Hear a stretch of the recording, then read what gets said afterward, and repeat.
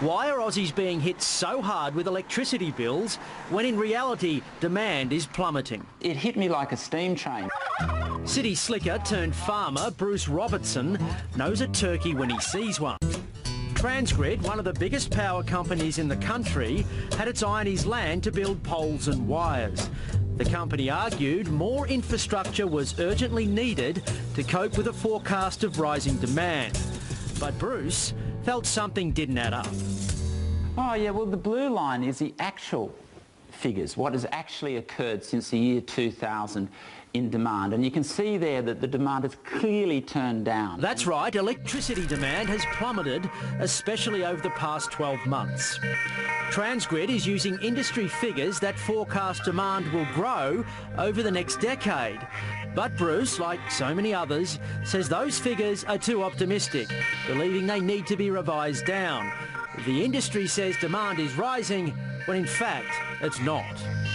So, if demand is going down, why do electricity companies keep building? Well, it's pretty simple. They get paid for what they build, not for what we need. For each one of those they put up, the government slings them a massive subsidy and they slug you for the construction through your electricity bill. It's a win-win for them.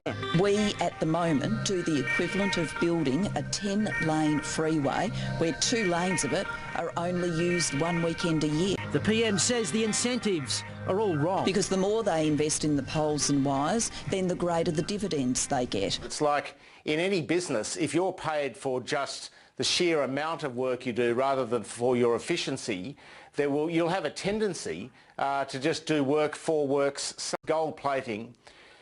Is responsible for unnecessary price rises. I mean, in the old days of the State Electricity Commission, the old grey cardigan State Electricity Commission, you would not have seen 18% price rises year on year because heads would have rolled. The prices cannot keep going up at the rate that the industry themselves are forecasting them to go up because people cannot afford the product. It is that simple.